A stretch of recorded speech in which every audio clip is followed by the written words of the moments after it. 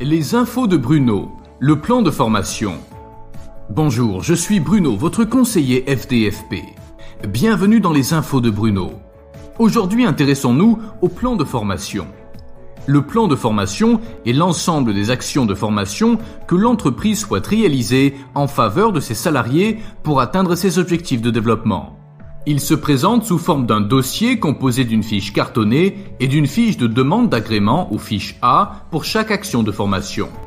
Ce dossier doit comporter les informations relatives à l'entreprise, aux actions de formation, aux organismes de formation, aux stagiaires et au coût de la formation. Objectif du plan de formation. Le plan de formation vise l'adoption aux nouvelles technologies ou à un nouveau poste de travail, l'intégration directe à l'emploi, l'amélioration de la qualification professionnelle. Seules les entreprises s'acquittant régulièrement de la taxe à la formation professionnelle continue, TFPC, peuvent déposer un plan de formation au profit de leurs salariés. Les conditions de recevabilité. L'entreprise est à jour de ses cotisations.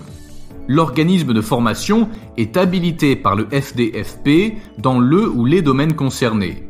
Les bénéficiaires sont des salariés de l'entreprise. Le dossier de plan est renseigné, cacheté et signé par le directeur général de l'entreprise et comporte une facture pro forma pour chaque action de formation. Le plan de formation est financé par la taxe à la formation professionnelle continue TFPC. La TFPC représente 1,2% de la masse salariale de l'entreprise. Les étapes pour l'agrément sont le contrôle de la recevabilité et la réception du plan de formation au FDFP, l'accusé de réception, l'analyse et l'instruction du plan de formation, la proposition d'agrément de la commission technique, la décision d'agrément de la commission permanente et enfin la lettre d'information. Les différentes étapes du traitement d'une demande de paiement. Étape 1. Composition du dossier de demande de paiement. Le dossier de demande de paiement est composé de une fiche justificative d'une action de formation terminée, fiche B, dûment remplie et signée ainsi que cachetée, sans rature ni surcharge.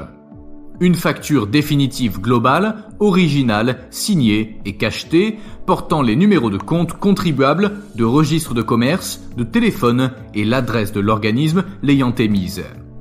Une attestation de paiement originale ou un reçu, si l'entreprise a payé la formation à l'organisme de formation.